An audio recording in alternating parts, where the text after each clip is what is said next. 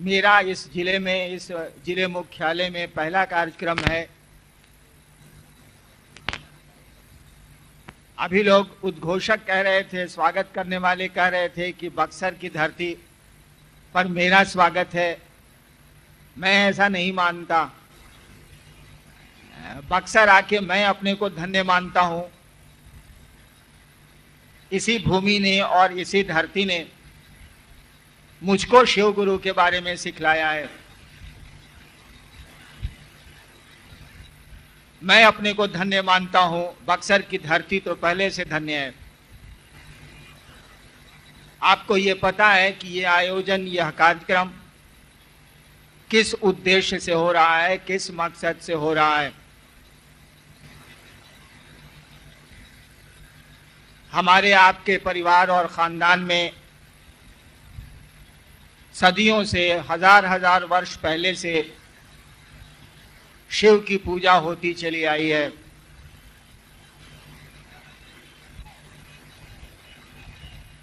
हमारा आपका परिवार खानदान दर खानदान से इस बात से वाकिफ है कि शिव गुरु हैं, जगत के गुरु हैं। शिव गुरु हैं और जगत के गुरु हैं, ये बात तो हमारे और हमारे बुजुर्गों को बहुत पहले से पता है।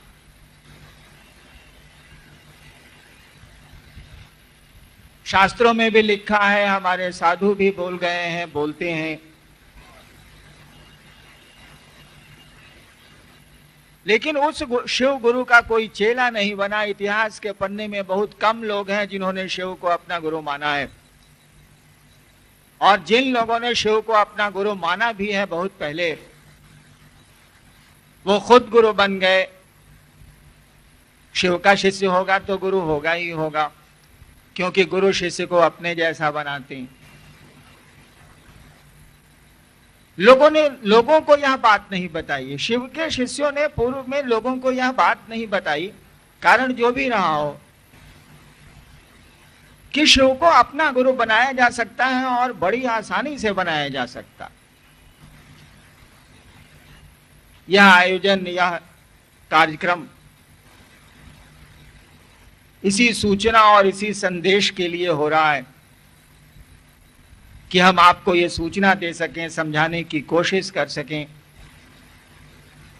कि जिस महादेव की पूजा सदियों से हमारे बीच होती आई है, वो गुरु भी हैं और सबसे बड़े गुरु हैं। उन्हें जगत का गुरु कहा जाता है। जगत गुरु का अर्थ ही होता है कि जगत के सारे लोगों को ये हक बनता है, ये अधिकार बनता है कि उस शिव को अपना गुरु वो बना सकें। कोई वर्जना नहीं है कोई। और यह बात भी कि शिव गुरु हैं, मुझको किसी ने कही नहीं थी। मैंने जब शिव को गुरु माना था तो मैंने तो सुना भी नहीं था कि महादेव गुरु होते हैं। विषय दिया गया है कि शिव ही एकमात्र विकल्प बच गए हैं, शिव शिष्यता ही एकमात्र विकल्प है। यही आप ही के जिले के, पुराने जिले के मुख्यालय में, बक्सर का वो पुराना जिला था शाहबाद आरा,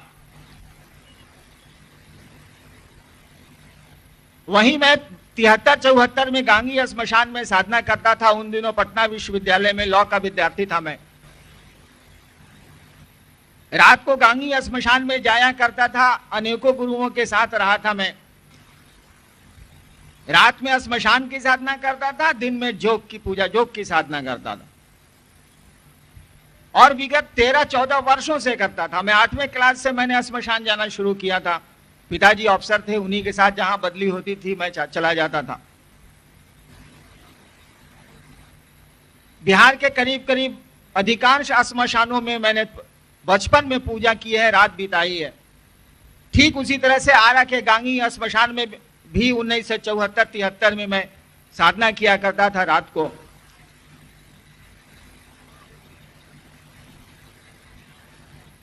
एक दिन का वाकया है, एक रात का वाकया है, एक रात की घटना है कि रात के 2 बजे मुझको लगा कि मैं कहीं गलत जगह फंस गया हूं। मुझको लगा कि यह जो मैं धंधा कर रहा हूं ठीक नहीं है। हुआ ऐसा था कि जो प्रेत मुझको साधना बतलाते थे आरा गांगी स्मशान में, उनको मैं महादेव समझता था, क्योंकि महादेव के रूप में मेरे सामने वो आया करते थे। वही जटा बड़ी बड़ी सी, हाथ में त्रिशूल, हाँ सांप वगैरह हमने नहीं देखा था, लेकिन देखा करता था मैं कि बड़े बड़े बाल हैं, हाथ में त्रिशूल है, तो मैं समझता था कि ये महादेव के लोग होंगे, हमको पूजा बतलाने आए हैं, साधना बतलाने आए हैं। लेकिन कोई आपके सामने कितना भी ढोंग कर ले, कितने साल करेगा वो? कोई साधु बन के आपके साथ 2 साल रहेगा तो एक दिन तो पता चलेगा उसके आचरण से कि ससुराई साधु ना हो, खोचड़ और क्रिमिनल हो, पता चलेगा आपको। या किसी के बारे में आपको यह पता चले कि आदमी ठीक नहीं है, और 2 साल वो आपके साथ रहे तो मालूम हो जाएगा ना कि गलत जानते थे, आदमिया तो एकदम में ठीक था। तो साथ रहने से हमको आपको पता चलता है उसके आचरण से कि आदमी है क्या। तो 2 साल से आरा गांगी स्मशान में मैं उन लोगों के साथ रहता था, रोज रात को भेंट होती थी, वो आते थे या प्रकट हो जाते थे और मुझको पूजा बतलाते थे। मैं समझता था कि ये लोग शिव के लोग हैं, जो हम जानेंगे उतना ही ना समझेंगे, उससे ज्यादा तो नहीं समझ सकते। एक दिन उन प्रेतों ने अपना आचरण प्रकट कर दिया, साधुता छोड़ दी। मूलतः वो तो प्रेत थे, साधु तो थे नहीं, तो कितना दिन वो अपने को रोकते, उन्होंने प्रेत का आचरण प्रकट कर दिया। और मुझको लगा कि अरे राम, ये तो बहुत गड़बड़ जगह हम फंस गए। उसी समय मेरे मन में एक ख्याल आया था। देखिए, शिव को गुरु बनाने की बात जो सब जगह चल रही है, दिल्ली और भारत के अन्य स्थानों में, या आपके बिहार में, और इतने लोग शिव गुरु से जुड़े हैं, ये बात चली कैसे, शुरू कैसे हुई, इसकी शुरुआत कैसे है? मैंने कहा आपको कि मैंने किताबों में नहीं पढ़ा था 1974 के पहले, 1982 के पहले, 74 की बात तो छोड़ दीजिए। मैंने नहीं पढ़ा था कि शिव गुरु है, मुझको किसी ने कहा भी नहीं था कि महादेव गुरु है, मैं नहीं जानता था। श्मशान की साधना अघोरियों के साथ करता था, तांत्रिकों के साथ करता था, और जोगी गुरुओं की साधना मैं दिन में घर में करता था, कॉलेज में करता था, स्कूल में करता था। उस समय के शिक्षक अभी भी बरकरार हैं। तो जब 74 के नवंबर में उस शिव रूपी प्रेत ने मुझसे प्रेत का आचरण किया, प्रेत क्या आचरण कर सकते हैं आप सोच लीजिए। मैं आपको पब्लिकली तो नहीं बता सकता कि उन लोगों ने क्या मेरे साथ आचरण किए, लेकिन मुझको बड़ा दुख हुआ। मुझको लगा कि साला 8वां क्लास से हम पूजा में बानी, रात रात भर मसान में रहीला, बाबूजी माई या सब लोग हमरा से कॉलेज की नालायक हो गया, पढ़ाई से इसको कोई मतलब नहीं है, अफसर का बेटा था। आज साला क्या हो गया, कहां फंस गए हम आकर के। उस समय मैं अपनी पढ़ाई लगभग पूरी कर रहा था, पटना यूनिवर्सिटी में लॉ का 1st सेकंड ईयर का मैं विद्यार्थी था। अचानक मेरे मन में ख्याल आया, श्मशान में अकेला बैठा हूं, अचानक ख्याल आता है। ख्याल ये आता है कि गुरु भगवान होते हैं तो भगवान गुरु काहे नहीं। सोचिए कैसे शुरू हुई ये बात। शुरू करने वाले ने, मैंने ये कभी नहीं जाना था कि शिव गुरु हैं या महादेव गुरु हैं, या शास्त्रों में हाँ बहुत जगह लिखा हुआ है, अब तो मैं जानता हूं, उस समय नहीं जानता था। अचानक मेरे मन में ख्याल आया कि गुरु भगवान होता है तो भगवान गुरु काहे नहीं है। दुख में, परेशानी में,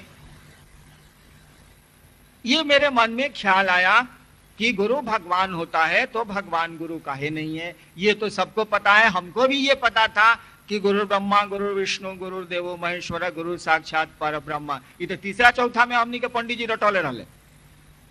इसी सिद्धांत पर मैंने कहा कि गुरु भगवान होता है, गुरु साक्षात पर ब्रह्मा, गुरु भगवान होता है तो भगवान गुरु काहे नहीं है।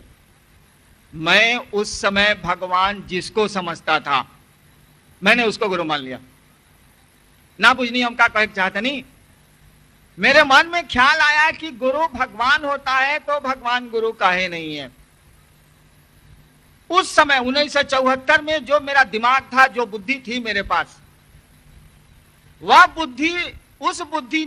बुद्धि जिसको भगवान समझती थी, उसको उसने गुरु मान लिया। मैं शिव को भगवान जानता था। मैंने लोगों से सुना था, मेरे पिताजी ने मुझको सिखलाया था कि भारत की आध्यात्मिक धारा में ईश्वर शिव को कहा जाता है। संस्कृत में जो ईश्वर शब्द का प्रयोग हुआ है, महेश्वर शब्द का प्रयोग हुआ है, वह शिव के लिए हुआ है। और ये दोनों एक दूसरे के लिए शब्द इस्तेमाल होते रहे हैं, शिव के लिए ईश्वर और ईश्वर महेश्वर के लिए शिव। ये साहित्य की बात मुझको मालूम थी और इसी आधार पर मैंने भगवान शिव को समझ के शिव को गुरु मान लिया कि गुरु भगवान होता है तो भगवान गुरु काहे नहीं है। भगवान मैं शिव को जानता था, मैंने शिव को गुरु मान लिया। बस शुरुआत यहीं से। मुझको किसी ने नहीं कहा था कि शिव गुरु है, ना मैंने पढ़ा था ना सुना था, कोई जानकारी मुझको नहीं थी। इसी तर्क पर मैंने शिव को गुरु मान लिया। अब सोचिए तो जरा क्या क्या हो सकता। जो सवाल आज एक नए आदमी के दिमाग में खड़े होते हैं कि शिव को गुरु मानेंगे तो दीक्षा कौन देगा, मंत्र कौन बतलाएगा, महादेव तो शरीर में नहीं है, कैसे आके समझाएंगे, गुरु को तो शिष्य आज तक समझाते रहे हैं शरीर में। ये सारे सवाल मेरे पास थे।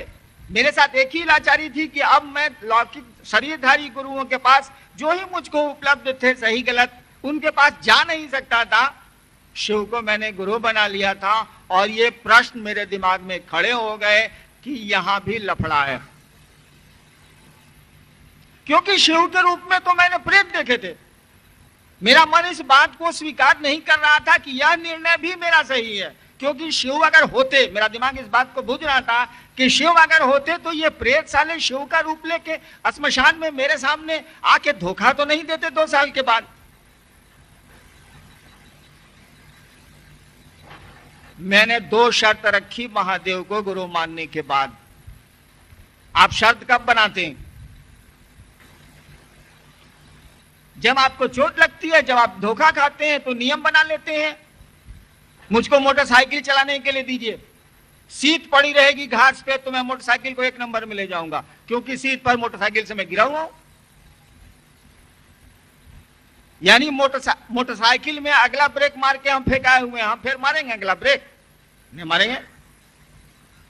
ठीक उसी तरह से मैंने भी शिव को गुरु मानने के बाद 2 शर्त रखी थी। एक, आसमान से शिव के रूप में जो तस्वीरों में है, शिव के रूप में उतरिएगा तो कुछ नहीं सीखेंगे। आसमान से शिव के रूप में उतरिएगा, जो तस्वीरों में दिखता है मैं कुछ नहीं सीखूंगा, क्योंकि मैंने प्रेत देखे थे उस तरह। दूसरी शर्त मैंने बनाई कि आदमी के रूप में, साधु के रूप में भी आइएगा तो कुछ नहीं सीखेंगे।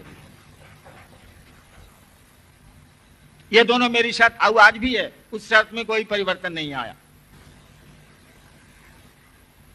ठीक समय बीतता गया और 1 साल बीत गया। इस बीच में आरा से मुजफ्फरपुर चला गया। कुछ नहीं मुझको हासिल हुआ, बल्कि परेशानियां हासिल होती चली गई। शिव को मैंने गुरु मान लिया था, कोई विश्वास नहीं था, कोई श्रद्धा नहीं थी। आप ये जानना चाहेंगे कि हमने शिव को गुरु काहे के लिए माना था?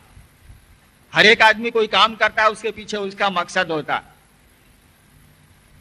तो मेरा भी एक मकसद था कि मैंने शिव को गुरु काहे के लिए माना था, मैं गुरुओं के साथ क्यों गया था, मैं 8वें क्लास से श्मशान काहे के लिए जाता था। मेरे मन में एक ही ख्वाहिश थी कि चमत्कार सीखेंगे। मेरे मन में एक घटना घट गई थी 8वें क्लास में, जब मेरे फादर जमुई में एसडीओ थे। 1960-61 की बात है, मैं बहुत छोटा था। एक तांत्रिक ने एक चमत्कार दिखलाया था मुझको, मैं बहुत छोटा था। तब से मेरे मन में लगन लग गई कि चमत्कार हम भी करेंगे, और उसी के लिए मैंने श्मशान जाना शुरू किया। आपको मैंने कहानी सुनाई 1974 तक की, 61 से लेकर 74 तक की अंत सुना दिया। वह शुरुआत सुना दी जहां से शिव गुरु मेरे दिमाग में आए और शिव को अपना गुरु मैंने मानना शुरू किया था। यही आप ही के इस पावन धरती से। उस समय बक्सर आरा का एक सब डिवीजन था। एक रात को बक्सर में आया भी था जब श्मशान की साधना करता था।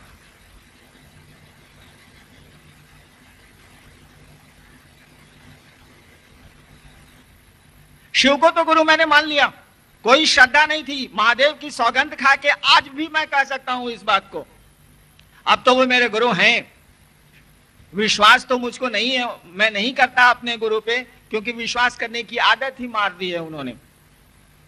बचपन में जिसको जितना डरा दीजिएगा ना वो डर जाएगा, उसके बाद वो चीज उसमें डेवलप करनी बड़ी मुश्किल है।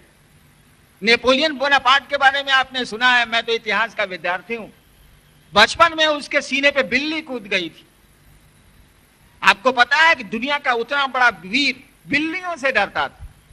युद्ध के मैदान में बिल्लियां छोड़ दीजिए तो नेपोलियन नर्वस हो जाता था, उसका दिमाग ही नहीं काम करता था। तो बचपन में ही मुझको तो मेरे विश्वास को तोड़ दिया पूजा की पद्धतियों ने। मैं जिन पद्धतियों से जुड़ा था और शिव गुरु हुए तब भी विश्वास नहीं था, कोई श्रद्धा भी मेरे मन में नहीं थी। एक टूटे हुए आदमी से क्या उम्मीद कर सकते हैं आप? कौन सी श्रद्धा वो आपको देगा, कौन सा विश्वास आपको वो देगा? जिसको जिंदगी में हासिल हुआ हो अविश्वास, जिसको जिंदगी में मिली हो अश्रद्धा और मिला हो अविश्वास, उससे कैसे आप उम्मीद करते हैं कि आपको वो विश्वास दे सकेगा, वो श्रद्धा ला सकेगा? ठीक वही स्थिति मेरी भी है। आज भी मुझको शिव गुरु पे विश्वास नहीं है, क्योंकि विश्वास नाम की चीज खोखली हो चुकी है, मुझसे छीन ली गई है और बचपन के साधना के समय से ही छीन ली गई। अब एक ही चीज बच गई है, प्यार। उसी के भरोसे टानता हूं, वो शिव गुरु का प्यार हो या आपका प्यार हो।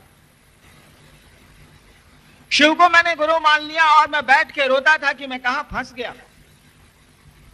आपको नहीं पता है, 1 साल तक मैं बैठ के रोता था। घर मेरा था, तब भी घर से बाहर में कमरे लेके रहता था। मैं रोता था कि कहां हम फंस गए। इससे बढ़िया साला गाड़ी का एक गैरेज खोलते, साले को गाड़ी बनाते। मुझको गाड़ी बनाने का बड़ा शौक आज भी है, मोटर व्हीकल्स। मैं सोचता था कि हम गैरेज खोल के गाड़ी उड़ी बनाते, बड़ा शौक है हमको। सारा पढ़ाई लिखाई तो होवे नहीं की, पूजा पाठ में भी बर्बाद हो गए। आदत लग गई थी 14 साल साधना करने की, तो शिव गुरु थे तो साधना करने की आदत, मैंने वो आदत हमारे को ठेल रही थी। और मैंने प्रण किया था कि आपको मैंने गुरु माना है, अब आप जब तक नहीं कुछ बोलिएगा, और वो भी शरीर में आके नहीं, जब तक आप नहीं कुछ बोलिएगा हम कोई पूजा नहीं करेंगे, कोई मंत्र नहीं जपेंगे, कोई साधना नहीं करेंगे। आज तो आप शिव को गुरु मानते हैं, हम तो रोकते ही नहीं। आज आप शिव को जब कहते हैं किसी को कि शिव को गुरु बनाओ भैया, शिव तो गुरु है, क्या लगता है कोई पैसा तो आपका जाता नहीं। मन से एक निश्चय करना है, मन से एक संकल्प लेना है, एक रिश्ता बनाना है। रिश्ते बनाने में तो पैसे खर्च होते नहीं। वो धरती का रिश्ता बनाइए या गुरु से बनाइए या ईश्वर से बनाइए, पैसा तो लगता नहीं। वो तो दिल का मामला है, दिल लगाने में तो कोई पैसे लगते नहीं।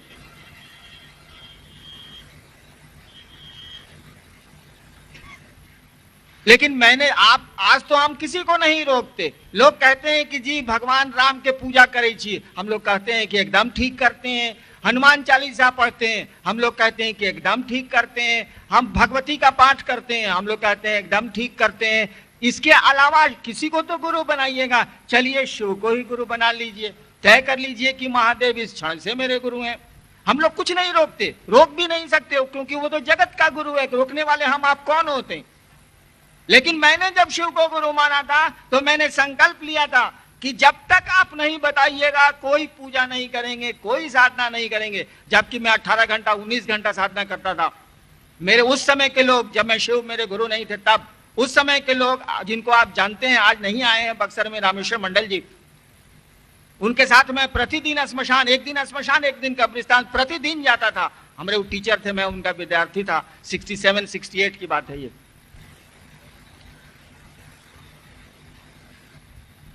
उतनी साधना के बाद एक बैग मैंने वही 74 के नंबर में ब्रेक मारा कि कोई पूजा नहीं करूंगा, कोई साधना नहीं करूंगा, कोई मंत्र नहीं जपूंगा। अब शिव को गुरु बनाया है, वो बताएंगे तभी करूंगा। लेकिन आदत जब लग जाई नू तो बड़ा मुश्किल होला। हम पान बड़ी दिन से खाईला, 1 साल मोड़ी मुश्किल से पटना में मजिस्ट्रेट रही तो साथी लोग छोड़ावल।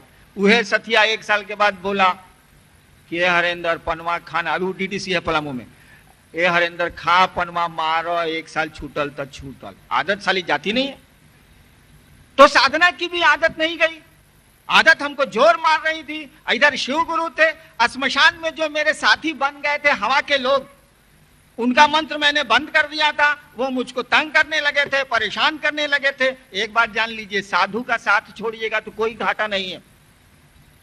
साधु के साथ आप रहते हैं, छोड़ दीजिए उसको, कोई दिक्कत नहीं है, वो आपका भला ही मनाएगा। लेकिन बदमाश के साथ रहिएगा, साथ छोड़ दीजिएगा तो बुझिए क्या नतीजा वो करेगा। तो हमने प्रेतों का साथ छोड़ा था। प्रेत साधु तो होते नहीं, शिव को गुरु मानने के बाद मेरे दुर्दिन भी आ गए, बुरे दिन भी आ गए। ठीक है, मैं डिप्टी आईपीएस में आया, डिप्टी कलेक्टर हो गया, वो बात छोड़ दीजिए। वो तो महादेव एक तरफ से गुरु कबीर कहते हैं ना, अंतर हाथ सहारा दे बाहर मारे चोट। तो गुरु की आदत है। कबीर की पंक्ति सुनी है आप लोगों ने ना, गुरु शिष्य है, शिष्य कुंभ है, गुरु कुम्हार है। गड़ी गड़ी काटे खोट, गंदा निकालते हैं, गड़ी गड़ी काटे खोट। अंतर हाथ सहारा देत बाहर मारे चोट। 1 साल तक मैं परेशान रहा, रोता रहा, और एक दिन हवा के झोंके से मंत्र मेरी सांस पे आया। ना कोई आदमी था, ना कोई शिव जैसा था, कुछ भी नहीं था। यह 75 नवंबर की घटना है। बस मंत्र मुझको, वो मंत्र आपको मालूम है, वो मंत्र मुझको आया और साधना मैंने शुरू की, जम के साधना शुरू की। इसी बीच में डिप्टी कलेक्टर हो गया, सरकार ने पोस्टिंग कर दी, नौकरी में चला गया। और चमत्कारों का क्रम शुरू हो गया। मैं चमत्कार सीखने के लिए गया था महादेव गुरु के यहाँ, चमत्कारों का क्रम शुरू हो गया। धीरे धीरे आपके 3 सूत्र आ गए। नमः शिवाय हवा के झोंके से आया। चमत्कार जब शुरू हुए तो मैं चमत्कार करने लगा जिसके लिए गया था। तो चमत्कार मैं कैसे करता था, मैं कहता था बुढ़ऊ इज्जत रखियो, चमत्कार हो जाता था। मैं आपको मंत्र बतला रहा हूं कि मैं कैसे चमत्कार उन दिनों करता था। वही मामला फंस गया। हमने महादेव को याद किया, न नमः शिवाय का मैं प्रयोग करता था, न कुछ। बुढ़ऊ, वो वक्त महादेव को हम बुढ़ऊ कहते नहीं, बुढ़ऊ इज्जत रखियो, बस उतने ही में घटना घट जाती थी, हो जाता ना। मुझको धीरे धीरे लगने लगा कि खेला तो गुरु की दया का है, नमः शिवाय का नहीं है। कहा कि मैं तो नमः शिवाय का प्रयोग नहीं करता, कहता हूं बुढ़ऊ इज्जत रखियो। या बाद में तो वो भी बंद हो गया। चमत्कार होने लग गए, ठीक है, वो अब धीरे धीरे वो भी खत्म हो गए। मन हटता चला गया। खेला तो मन का है, आप चाहते क्या है, आपका प्रयोजन क्या है जिंदगी में, आपका उद्देश्य क्या है, नतीजा तो उस पे निकलता। मेरे मन में ये बैठ गई बात, मेरे गुरु ने मुझको सिखलाया कि खेला तो गुरु की दया का है और कुछ भी नहीं। और जब मैं मधेपुरा में 1982 में मजिस्ट्रेट होके गया, मेरी पोस्टिंग हुई मधेपुरा 1982 के सितंबर में। 9 सितंबर को मैंने योगदान दिया वहां। पहली बार 74 में शिव को गुरु माना, और पहली बार अपनी जिंदगी में दूसरे को हमने कहा कि महादेव गुरु हैं। आपको ये बात मालूम है, 74 से लेकर 82 तक 8 वर्षों तक मैंने किसी को नहीं कहा कि शिव मेरे गुरु हैं। मैंने शिव को गुरु माना है। जबकि घनेरों लोग मेरे पूर्व के साथी मिले हैं, जो श्मशान के साथी थे, ऐसे साथी थे, पूजा में घूमते थे, अघोरियों के यहाँ जाते थे, डाइन जोगिन के यहाँ मेरे साथ जाते थे, सब लोग मिले। मैंने किसी को नहीं बताया कि हमने महादेव को गुरु मान लिया। मैं चुप था। मुझको लगता था कि ससुरा एहू जा गड़बड़ बा, हम कहे के बात बोली कि महादेव को मैंने गुरु माना है। मैं चुप रह गया। जब 82 में मधेपुरा गया तो सहरसा जिला स्कूल का मैं विद्यार्थी था, पढ़ा था मैंने वहां जब मैं श्मशान जाता था 9वीं क्लास में, तो वे सारे लोग वहीं के रहने वाले थे। जब मैं मधेपुरा गया तो उन लोगों से मेरी भेंट हो गई, होनी ही थी। मैं वहां बच्चा था, अब अफसर होके गया था। श्मशान के जो उस समय के मेरे साथी थे 8वां 9वां के, वो अब सियाने हो गए थे और वो श्मशान जाया ही करते थे उन दिनों भी। मैंने उन लोगों को कहा, बहुत लोग उन लोगों का नाम जानते हैं, मैंने उन लोगों को कहा कि 40-50 साल से आप लोग श्मशान जा रहे हैं, हे महादेव तो गुरु है, मानिएगा नहीं? तब उन लोगों ने हमको कहा कि हाकिम जानै छी महादेव गुरु छथिन। साला हमू अक बकाए कि कैसे मालूम है कि महादेव गुरु है? हम तो किसी से कह नहीं रहे थे और हमने कहीं पढ़ा भी नहीं था, हमको किसी ने सुनाया भी नहीं था कि शिव गुरु है। जब मधेपुरा में लोगों ने हमसे कहा कि हाकिम जानै छी महादेव गुरु छथिन, तो मैं अक बकाया कि लोगों को कैसे मालूम है कि महादेव गुरु हैं। तो मधेपुरा में लोगों ने हमको शास्त्र पढ़ाए, किताबें पढ़ाई और कहा कि इन सब किताबों में तो लिखा है कि शिव गुरु हैं। मैंने कभी किताबें तो पढ़ी नहीं थी, बचपन से श्मशान की आदत थी। श्मशान के लोग किताबों से श्मशान की साधना थोड़े ही करते हैं, किताबों से क्या मतलब। वहीं 1982 से शुरू हुई ये बात। शुरू तो हुई थी आपकी इस पावन भूमि से, शिव को शिष्य आपने बनाया है, मुझको आपको हम क्या सुनाएं बताइए। आप ही की भूमि ने तो मुझको याद दिलाया कि शिव गुरु हैं। आप ही की धरती की महक से तो मैं शिव का शिष्य बना हूं। आपको क्या सुनाऊं, फिर भी सुनाने चला आया। बेटा भाई जब छोटा भी गाड़ी चलाना सीख लेता है तो अपने बाबूजी, चचा और भैया को कहने चला आता है कि भैया हमरो गाड़ी चलावे आवेला, चलब आवो बैठ ले चलता नहीं राजपुर। तो मैं आपको क्या सुनाऊं, क्या सिखलाऊं, क्या समझाऊं। यहीं से तो शिव को गुरु मान के गया हूं मैं। यही पावन धरती है, वही शाहबाद का वो शहर है आरा, जहां मैंने शिव को गुरु माना था। हाँ ये जरूर है कि आवाज लगाई थी मैंने मिथिलांचल के मधेपुरा क्षेत्र में, और वहीं से धीरे धीरे धीरे धीरे यह बात, ये हवा चली जो आज तक फिर लौट के आपके पास आई है। चली थी यहीं से, झोंका तो अब आया है आपके इलाके में। तो 1982 में मैंने जाना कि आपके शास्त्र, आपके साधु, हमारे शास्त्र, हमारे साधु पहले से कहते चले आ रहे हैं कि शिव गुरु। सबको मालूम है कि महादेव गुरु सबसे बड़े गुरु हैं, जगत के गुरु हैं। आपकी हमारी किताबें तो बोलती हैं कि वो गुरुओं के गुरु हैं, गुराधिपति हैं, गुरुओं के मालिक हैं वो। आपको आश्चर्य नहीं लगता है कि संसार में जिसके बारे में कहा जाता है कि वो विश्व गुरु है, संसार का गुरु है, जगत का गुरु है, उसका एको को चेला नहीं है। गुरु तो वो है, शिष्य नहीं है। नहीं आश्चर्य लगता है आपको? हमको पता भी है कि वो गुरु है, लेकिन कोई पढ़ता ही नहीं है। कैसा विद्यालय है कि सबको पता है कि ऐसी पढ़ाई कहीं नहीं होती है और सदियों से कोई पढ़ा ही नहीं है। कैसा अस्पताल है कि सबको पता है कि ऐसा अस्पताल दुनिया में कहीं नहीं है और सदियों से कोई मरीज आज तक इलाज कराने नहीं गया। तो हमको आपको तो खानदान दर खानदान से ये पता है कि शिव गुरु हैं, जगत के गुरु हैं। और ये शिव है कौन? हम तो कितना बार कहानी रहुआ सुन लिया हो, कहल जाला कि चंदा मामा सबके मामा और शिव घर घर के बाबा। यानी आपके बाबा के बारे में, हमारे बाबा के बारे में, हम सबों के बाबा के बारे में सदियों से ये खबर है, सदियों से ये सूचना है कि वो गुरु है, जगत का गुरु है, आदि गुरु है, गुरुओं का गुरु है। तब भी कोई चेला नहीं है। गजब आश्चर्य लगता है, गजब विस्मय की स्थिति पैदा होती। हमने कहा कि चलो आवाज लगाते हैं। बड़ी आसानी से हम तो चमत्कार सीखने 14 साल श्मशान में रात गुजार चुके हैं। और जब शिव गुरु हुए तो बड़ी आसानी से मैंने चमत्कार जान लिया। सीखा क्या? कोई शरीर में थोड़े ही है जो आके सिखलाते हैं। उनके सिखलाने की कला ही कुछ अजीब है। जिस तरह से ईश्वर के रूप में, जिस तरह से ईश्वर हमको आपको बड़ा कर लेता है। सॉरी माफ करिएगा, श्मशान में ज्यादा दिन रहा हूं, गालियां निकल जाती हैं। अब हरिनारायण मरेगा भी। देखिए कौन मारेगा मुझको, कौन ले आया है मुझको, कौन बड़ा कर रहा है मुझको। मैं शिव चर्चा में अभी कलकत्ते गया था, वहां मेरी पत्नी अचानक सीरियस हो गई। शिव चर्चा की बात कर रहा हूं।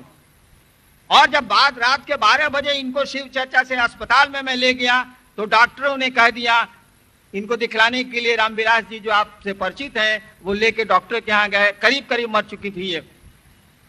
डॉक्टर ने कहा कि इनके हस्बैंड हैं क्या, बुलाइए। मैं गया, रात का 11:30 पौने 12 बज रहा था। इंजीनियर साहब ये लोग सब साथ थे मेरे। डॉक्टर ने कहा कि आपकी पत्नी कोलैप्स कर गई हैं, ले जाइए। चेक किया था वो, हमको बुला के, हमको उसने वो मैसेज देना चाहता था। और यही आपके जो यहाँ पहले दरोगा जी थे रामविलास जी, यही हमको बुला के ले गए थे कि डॉक्टर आपको बुला रहे हैं। रात का 12 बज रहा था, कलकत्ते की शिव चर्चा। गलती से रामविलास जी जो दरोगा जी पहले यहाँ थे बक्सर में, उनका मोबाइल खुला हुआ था और उसका कनेक्शन था पटना में। मेरी बेटी से बात कर रहे थे, इसी बीच में डॉक्टर ने कह दिया कि इनके हस्बैंड को बुलाइए। डॉक्टर ने जो कहा कि इनकी पत्नी कोलैप्स कर गई है, ये मैसेज पास कर गया पटना। बेटी ने सुन लिया, गलती से रामविलास जी का मोबाइल खुला हुआ रह गया। बाई में थे हम लोग, अरे कोई मर रहा है तो कैसे बाई में नहीं होगा। और डॉक्टर ने कहा कि आपकी पत्नी कोलैप्स कर चुकी हैं, ले जाइए। ठीक, छोड़िए ये घटना मैं आपको सुनाने के लिए नहीं कह रहा, लेकिन कौन है जो मार देता है? किसी का बस नहीं चलता। सुनी है आपने वो घटना भगवान बुद्ध की? भगवान बुद्ध के सामने एक महिला आई थी, उसका बच्चा मर गया था, भगवान बुद्ध उस समय वहीं थे। उस महिला ने अपने बच्चे को लाके भगवान बुद्ध के सामने रखा था। भगवान बुद्ध ने कहा कि मां, उस घर से मिट्टी लेके आओ, मैं इसे जिंदा कर दूंगा जहां कोई नहीं मरा है। वो औरत समझदार थी, गई तो कहीं नहीं, लेकिन भगवान बुद्ध के सामने उसने सर झुका लिए। आपको पता है भगवान बुद्ध क्या महिलाएं बौद्ध भिक्षुणी नहीं बनती थी? भगवान बुद्ध के यहाँ महिलाएं बौद्ध भिक्षुणी नहीं बनती थी। उनके शिष्य थे आनंद, उनको वो इसका विरोध करते थे कि महिलाओं को नहीं बनाया जाए। और भगवान बुद्ध के यहाँ पहली महिला बौद्ध भिक्षुणी बनी वही महिला जिसका बेटा मरा था। इतिहास कहता है कि भगवान बुद्ध के यहाँ पहली महिला बौद्ध भिक्षुणी जिसको भगवान बुद्ध ने अपने भिक्षु समाज में शामिल किया था महिला को, वो वही महिला थी जिसका बेटा मरा था। और भगवान बुद्ध के सामने उसने जिद किया था कि मेरे बेटे को जिंदा करिए आप। भगवान बुद्ध ने कहा कि मां, उस घर से मिट्टी तो ले आओ जिस घर में कोई नहीं मरा है। वो महिला समझ गई और उसने भगवान बुद्ध को समर्पित किया अपने को। और पहली, इतिहास का ये बहुत बड़ा सत्य है कि और पहली बौद्ध भिक्षुणी महिला वही महिला बनी थी। उसके बाद तो अनेकों बनी। तो किसका बस चलता है? किसी का बस नहीं चलता, किसी का नहीं चला भी नहीं है। तो कौन है जो ऐसा करता है? अरे वही गुरु होता है। तो कौन माध्यम चाहिए आपको, हमको ज्ञान देने को? जो हवाओं से सृष्टि को चला रहा है, जो पानी पंच तत्वों के माध्यम से सृष्टि को चला रहा है, जो छोटे से हैवान को ले आया है, हम मारेगा भी वो। किसी का बस नहीं चलेगा, किसी का बस आज तक नहीं चला है। अरे वही गुरु भी है, वही सृष्टि का कर्ता भी है, वही सृष्टि को चलाता भी है, वही टुकड़े टुकड़े में विनष्ट भी करता है। और जब वही सचमुच में वही गुरु भी है, जो सृष्टि करता होगा वही गुरु भी होगा, वही गुरु भी है। और जब वो गुरु होता है, और वास्तव में गुरु है वही, जब वो गुरु होता है, जब उससे कोई सीखने की मानसिकता में जाता है, उसको किसी माध्यम की जरूरत नहीं है। जिस तरह से हमारा बुढ़ापा मुझको घेरे जा रहा है, उस तरह से भी, उसी तरह से वह ईश्वर जब गुरु होता है तो ज्ञान भी शिष्य को घेरता है, ज्ञान भी शिष्य को आ जाता है। किसी माध्यम की जरूरत नहीं है, किसी चीज की जरूरत नहीं है, केवल एक रिश्ता बनाने की जरूरत है कि हे महादेव रउआ हमार गुरु बनी, हमरा पर दया ना करे। एकरा में का लगता, का खर्चा होता, क्या घाटा हो जाता है हमारा आपका। हमने तो जो सीखा तो हम कहने चले आए। सृष्टि के क्रम तो ऐसे ही चलते रहते हैं, लेकिन मन में एक ख्याल तो पैदा होता है कि चलो सब दुनिया का सबसे बड़ा गुरु मेरा गुरु है, शिव मेरे गुरु हैं, उनसे तो बड़ा गुरु नहीं है। एक आदमी ने हमसे पूछा, छपरा के सिवान के ही रहने वाले थे, हमारे फादर के मित्र थे आईएएस, कि हरेंद्र तू एगो बात बतावा, मेरे घर का नाम है हरेंद्र, एगो बात बतावा, तू शिव गुरु के चर्चा करे तो काम मिलेला। तार बाबूजी तेरा पर बड़ा खिसियाई रहे। हम कहनी कि चर्चा काम मिलेला। अरे मन में एगो ख्याल बा कि महादेव गुरु बने हमार जिंदगी में उतना बड़ा चीज तो हासिल नानू कर सके, कुछ मिले चाहे ना मिले, मन में एगो ख्याल तो बा, मिजाज बुलंद बा तो सब चीज बुलंद बा ना। अगर फिकिर नॉट मिजाज ऑफ हो जाए तो क्या दिक्कत? तो कम से कम शिव गुरु होते हैं तो मन में ये ख्याल तो आता ही। तो हम लोग यही सुनाने और समझाने की कोशिश में चले आए हैं कि अपने बाबा को अपना शिष्य भाव दे के देखिए, और जो लोग दे रहे हैं रिश्ते को मजबूत करिए, क्योंकि ऐसा रिश्ता नहीं बनाना है जो ट्रेन का रिश्ता होता, सफर का रिश्ता होता। सफर में भी हम लोग रिश्ता खूब बनाते हैं, दोस्ती खूब करते हैं, लेकिन सफर खत्म हुआ, आपका सहयात्री कहीं गया, आपका हम सफर कहीं गया, आप कहीं गए। अब तक कितनी यात्राएं आपने की हैं, हमने की हैं, कोई साथी बना भी है क्या? रात भर के लिए बने थे फिर खत्म हो गए। तो रिश्ता बनाइएगा, भूल जाइएगा तो रिश्तों के परिणाम तो नहीं आएंगे। संबंध बनाइएगा और भूल जाइएगा तो संबंध का परिणाम तो आपको नहीं आएगा। किसी से 2 दिन खूब दोस्ती कर लीजिए, वो भी आपको भूल जाए, आप भी उसको भूल जाइए, क्या परिणाम आएंगे? कुछ नहीं आएंगे। लेकिन भूलिए नहीं रिश्ते को, वो दुश्मनी का रिश्ता हो या दोस्ती का, तो रंग ला देगा। हम लोग तो दंडाधिकारी रहे हैं बहुत साल, अब तो नौकरी के 30 वर्ष होने को जा रहे हैं। दंडाधिकारी के रूप में कितनों से झगड़ा हुआ होगा, सोचिए तो जरा। नौकरी वही करते हैं। कई बार लाठियां चलानी पड़ी हैं, गोलियां चलानी पड़ी हैं कानून के तहत। कहां किसी से झगड़ा हुआ, कहां किसी से दुश्मनी हुई, क्योंकि वो भी जानता था कि इसकी ड्यूटी है और मैं भी जानता था कि मेरी ड्यूटी है नौकरी में, ये तो करना ही पड़ता। कहां झगड़ा हुआ? कोई झगड़ा नहीं होगा, क्योंकि झगड़ा मन में पाला ही नहीं, मन में रखा ही नहीं। ना उसके मन में रखा, ना मेरे मन में रखा। लेकिन मन में रख लीजिए तो क्या होगा, आप समझते हैं बहुत अच्छी तरह। ठीक उसी तरह से दोस्ती करके मन में रख लीजिए, दोस्ती का रंग खिल जाएगा।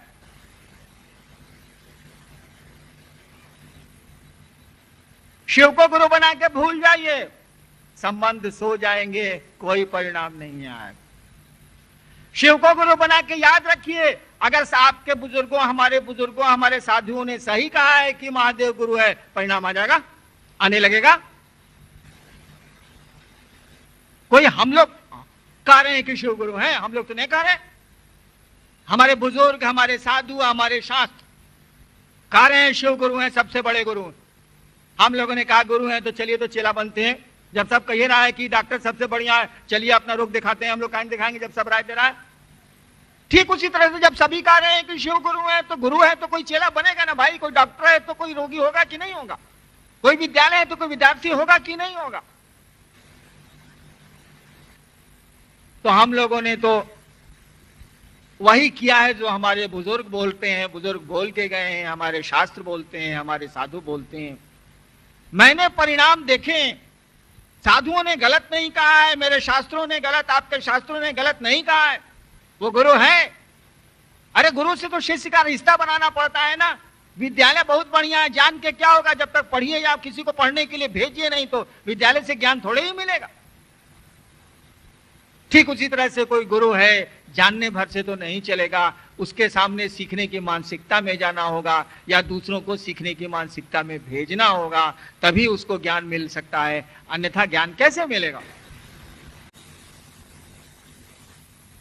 आपने इस बक्सर के महोत्सव में मुझको बुलाया, यह मेरा सौभाग्य है। इसी धरती ने, इसी मिट्टी ने मुझको शिव का शिष्य बनाया है।